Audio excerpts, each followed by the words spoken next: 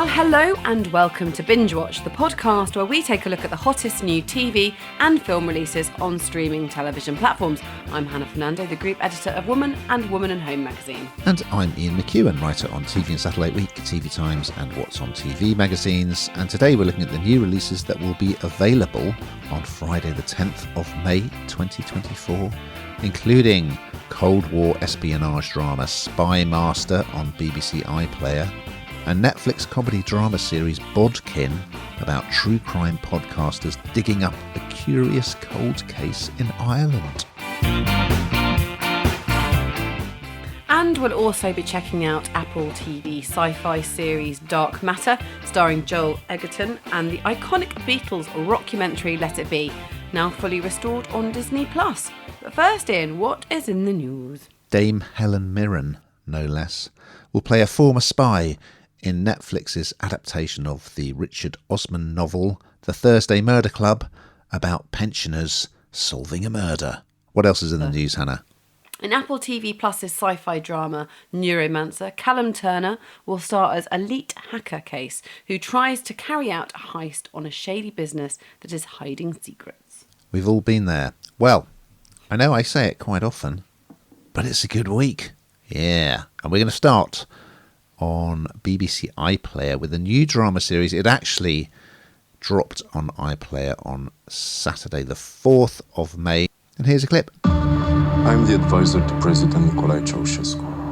I was in charge of setting up hundreds of espionage operations in the West and the Middle East. Are you saying you want to defect? Yes.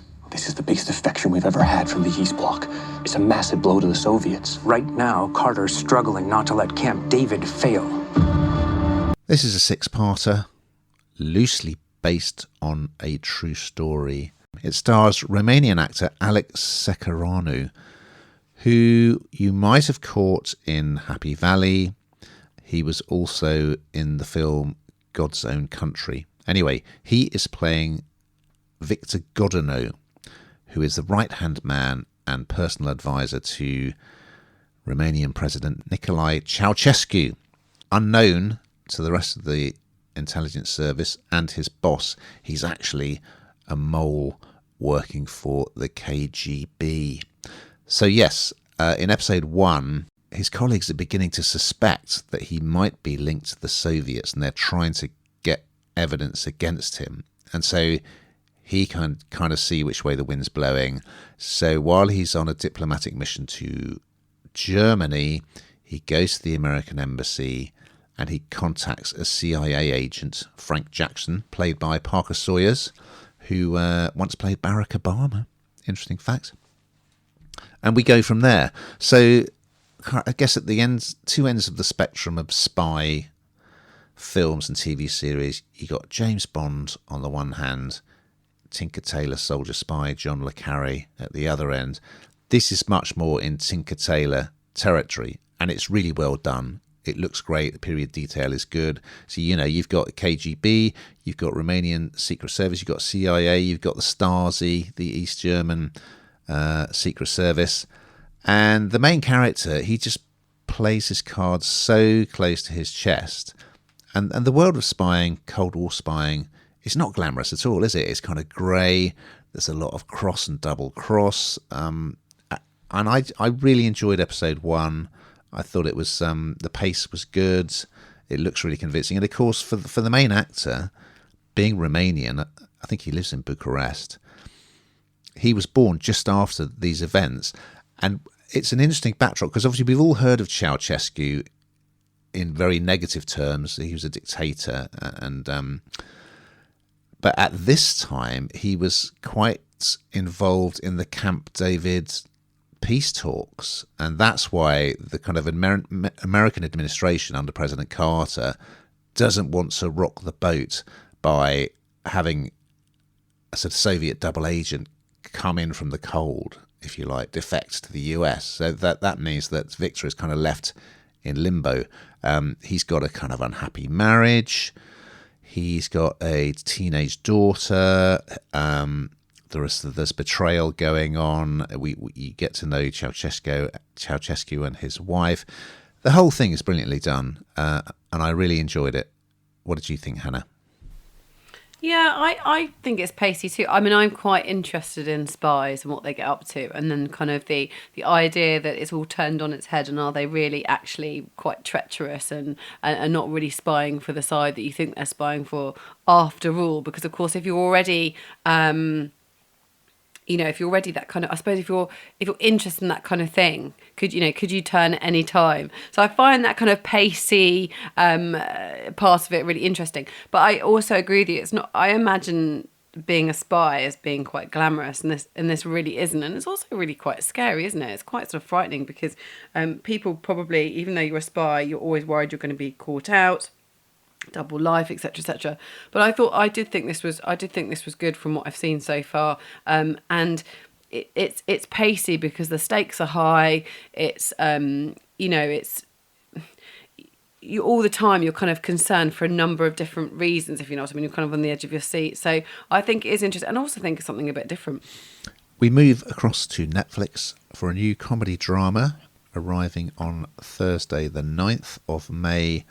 It's called Bodkin, and here's a clip. I hear you're interested in the lads that went missing. I know what happened to them. They were attacked by horses. You should never trust a horse. You lads seem awful interested in the past. Our lives aren't fodder for your entertainment. The three of you poking around and everything will lead to no good. Yes, so this is a comedy drama. This is season 1 and there are 7 episodes. And we know that true crime is really, really popular. I mean, it kind of is a popular genre, isn't it? And I guess that making hay while the sun shines comes to mind with this, because this is a kind of a different take in Bodkin, because this is about a group of podcasters, and they travel to Bodkin, which is this rural setting in Ireland, to make a podcast about this many moons ago unsolved crime. And we've heard this story before. 3 unconnected people, close-knit town, they vanish during a festival, in the dead of the night. Now that I'm not suggesting in Bodkin that happened, but kind of it's a premise of many things we've talked about in the past, isn't it, really? Of kind of people disappearing and then someone going in to kind of try and find out what's going on. But this is particularly funny because it is a close-knit community, with masking some sort of, dodgy history as well there. And the funny part comes in, it's very sweary. If you don't like swearing, this is not for you, but it's done in true Irish form, which I just think it's absolutely brilliant. And I think all of them play the parts really quite well. I think this is based on a true story as well. So it's kind of everyone's cast, I think, brilliantly well, and not taking it all at all seriously. And then, of course, they really realise that, hang on a minute, we have stumbled across something here, and that people are getting a bit irritated by us. And there's a reason they're irritated and annoyed by us, because we're uncovering and kind of trying to find out exactly what went on and why these people disappeared. And you get to know the characters quite well. There's a real presence. I like the female kind of backbone of this story as well. They're quite strong women, and they're funny too. So there's, very often I think with things like this, it sort of feels to being quite male dominated, and I don't think it does. It doesn't feel like that in this. And it's kind of like they're kind of very investigative, trying to find out exactly what's going on. And as they get closer and closer to the truth, it gets a little bit more frightening. So whilst it's a comedy drama, and I say this all the time, I really find it hard to kind of, relate the two. How can it be so dramatic and also funny? There are times when you're really quite, you are on the edge of your seat. You think, oh God, what is going to happen here? And it does get really quite dark at times. And then it's brought back to, you having a good old belly laugh. But the locals, it's a local town for local people, we don't want anyone around. So them sort of, I don't know, trying to poking around and, into the town's past, the residents don't want that. They want the truth buried. They don't want anyone to know exactly what's going on. So, what will they uncover? I actually, from what I've seen so far, really, really quite enjoyed it. And I thought it worked really well, the narrative. And the script was brilliant. What are you thinking? I wasn't sure initially if I was going to like it. So it starts with the discovery of the dead body of a whistleblower in London. And this investigative reporter, Dove, played by Siobhan Cullen, is told by her boss, oh, we're sending you to Ireland, where she's from, and she doesn't want to go back there, to do this story with these two podcasters. So the three main characters in it, so she's kind of like the cynical one. She's really good in this, actually. And then there's the American podcaster Gilbert, played by Will Forte, is kind of very sunny disposition, very upbeat. And then there's also a sort of young researcher, Emmy, played by Robin Caro, who's very kind of keen and wide-eyed. And I thought, oh, these three archetypes possibly are going to, the dynamic between them is going to get on my nerves. But it's actually, I really enjoyed it, and particularly Cullen is great as Dove, who starts sort of doing her own brand of investigating while she's over there, while the American guy is just very charmed by the sort of touristy aspects of Ireland that he sees. Like, he's really excited when he sees a nun drinking a pint of Guinness in the pub and this sort of thing. But yes, as you say, it does get darker because it seems that there are these secrets. I mean, initially they're just doing it as a podcast. They're not really looking to solve the crime or the mystery. They just think it's an interesting subject. But it seems there are people there who will go to great lengths to kind of deter them from staying and investigating. So yeah, I think as it unfolded, I became more and more involved, and I enjoyed episode 1. Over on Disney Plus, arriving on Wednesday the 8th of May, it is the music documentary Let It Be. And here's a clip. Morning, Paul. Good morning, Rich. How are you this morning? The Beatles. Rehearsing, recording, relaxing, philosophizing, creating. The Beatles. Live in a new motion picture. Is it the new record?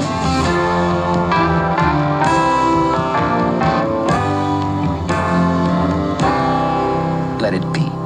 Well, Beatles fans will know that Peter Jackson, the Lord of the Rings director, brought us The Beatles Get Back in 2021, which was an exhaustive series about the Beatles, and it was based on footage that had been filmed by director Michael Lindsay Hogg. And of course, director Michael Lindsay Hogg released the film Let It Be, which was following the band as they recorded the album of the same name in 1970. And it was sort of a bit overshadowed because shortly after it was released, the band split up. So this is introduced by Jackson and Lindsay Hogg having a chat before they show the film, which Jackson has restored, so it looks amazing. And yeah, even if you're not a Beatles fan, it's well worth a watch. I mean, obviously it's not as exhaustive as Get Back, but it's really interesting. And I mean, I know that kind of Yoko Ono has unfairly been sort of demonised in terms of the breakup of the Beatles, and I don't want to go down that road at all. But I do find it quite odd watching Let It Be, seeing the group all sort of sitting around jamming, and she's sitting in with them. It just looks really weird to me. But anyway, that's by the by. So yes, lots, classic songs coming together. Also, there's lots of chat. One or two kind of moments of irritation, like the famous moment where Paul McCartney is trying to tell George Harrison how he wants the guitar part, and Harrison just says, well, if you just tell me what to play, I'll play it, and if you don't want me to play, I won't play at all. So yeah, some good stuff. And they're actually, for most of it, they seem to be having a good time, and of course the conclusion is the famous rooftop concert on top of the Apple building in London, which was their last live performance. So yeah, you're going to see, I mean, it's quite fun seeing them just mucking about jamming as well, like doing classic rock and roll tracks or doing kind of funny versions of their own songs. So you're going to see songs like I've Got a Feeling, Maxwell's Silver Hammer, The Long and Winding Road, Let It Be. It's good stuff. It looks great. And I really enjoyed watching it again in its restored format with a bit of chat from the two directors to set it up. What did you think, Hannah? Are you a big Beatles fan? I like the Beatles, but then I say this time and again, don't we, that actually these kind of documentaries, these music documentaries, whether you kind of like the music or not, I mean, it helps, obviously, and there's an interest, but I just always find them massively interesting because they always find new footage or, in this instance, kind of, it's really polished, isn't it? And listening to people that were there at the time talking and seeing how it all worked, we think we know them, and then you really get to go behind the scenes, if you like, and that's kind of what you're doing here. And we just saw the very polished version of the Beatles, or not so polished at times, but this gets sort of scratches beneath the surface, and even if you don't like their music, you're going to find your foot tapping, aren't you, on the floor, and kind of it just gets you going. It's part of history. I absolutely love these music documentaries. I really do. Good stuff. Well, we're going to finish on Apple TV Plus with a new sci-fi series that arrived on Wednesday, the 8th of May. It's called Dark Matter. And here's a clip. A man of science. He's married to the woman of his dreams, and they have a good life. Have a good day. Coffee to go? Oh my gosh, you're my hero.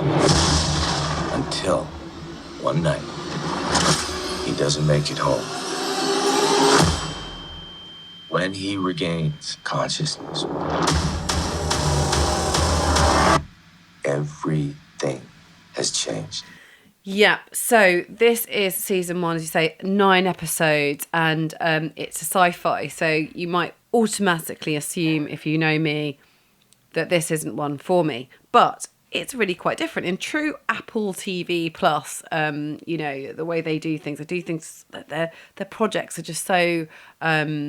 I don't know, they invest so much, don't they? And this just feels really, I think, very, very well thought out. So it's actually adapted from the 2016 bestseller by the author Blake Crouch. So it is, I haven't read that. So,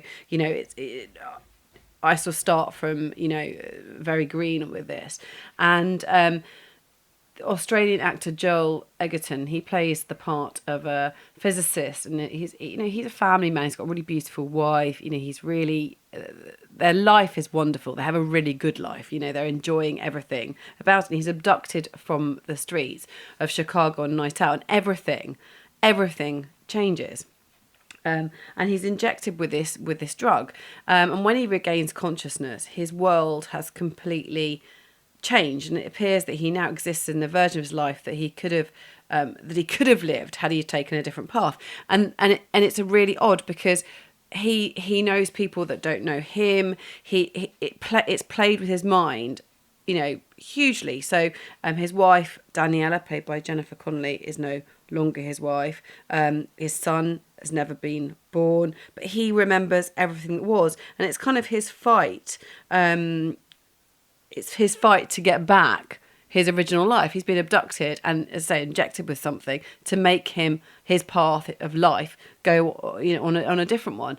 And it's a bit of a twist and turn in this, and this is probably the bit that I struggle with on the sci-fi front. But the horrifying turn is that when he discovers he was stolen from his world by a different version of himself, who now poses a threat to his wife and son. So it's quite complex in that way. I mean, it's easy enough to keep up with, but it's kind of like it's different layers of kind of horror, I suppose.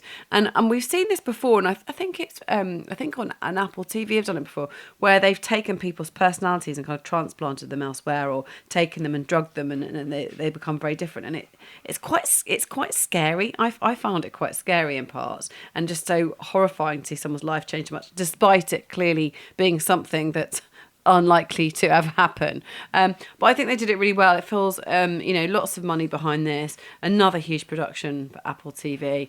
And considering it's not a genre that I particularly enjoy, I think everybody I did enjoy it, and I think all of the cast do really well with it, because it's sort of it is really quite dark in places. It's called Dark Matter. It is quite dark in places, but you've got to concentrate. You've got to watch it, and it gets you thinking. I didn't stop thinking about it for a long time. What do you think, Ian? I thought it was very, very good, even though it's about sort of quantum mechanics, and I find some episodes of Rick and Morty, I can't follow them, so, to do with like parallel universes and that sort of stuff. But it's really well done, and from the start, it's just showing his. So yes, Joel Edgerton plays Jason, who's kind of could have gone down the road of being a celebrated physicist, but instead he ended up like a happily married father and teaching physics to students. And while he's teaching, you see him doing the Schrodinger's cat sort of proposition, which equally I still don't understand.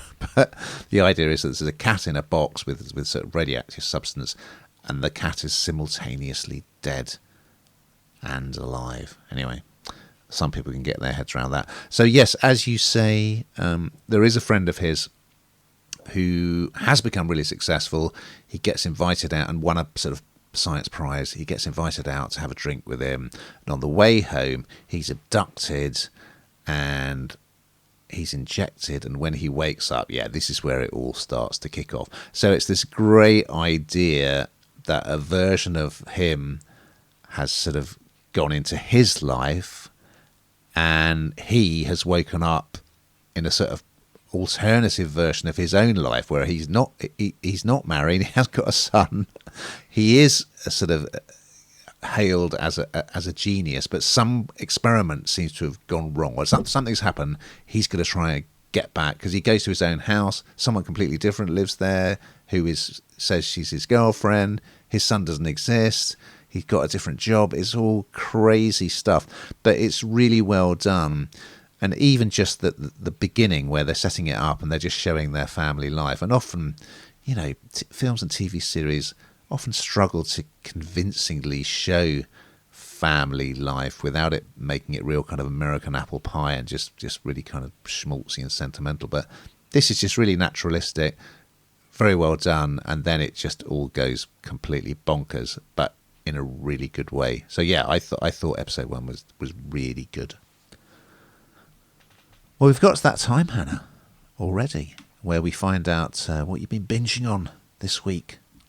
Well, I went to the cinema, would you believe it? And I watched The Fall Guy with the very lovely Ryan Gosling. It's 12A, and it's completely suitable for... I've got a 13-year-old and 11-year-old, and they thoroughly enjoyed it, and so did we. Really good fun. Definitely recommend. How about you? Lovely stuff. I saw at the cinema Back to Black, the Amy Winehouse biopic, which I thought was very good, and watched a couple of things on the telly box. On Channel 4 streaming, there's a documentary series called Miriam, Death of a Reality Star, which is very interesting and relates to a shocking and ill-conceived reality show from Sky reality show from a few years gone back, about a dating show in which the big reveal was that the sort of supermodel that the guys were competing to go on a date with was actually a trans woman. That's good. And there's also a true crime documentary series on Netflix called What Jennifer Did, which is about a home invasion where one parent is killed and the other shot in the head, and the police investigation of that, which unfolds in the most unexpected way. So yeah, recommended. Now, we've just got time to look ahead to next week's offering. So what are we going to be talking about, Hannah? Well, troubled teens and pushy parents are caught up in a Liverpool set whodunit called The Gathering on Channel 4. And could romance be on the cards for Cullen and Penelope? This is one for you, Hannah. As period drama Bridgerton returns to Netflix? Well, we'll find out, and we look forward to those and much, much more. But in the meantime, listeners...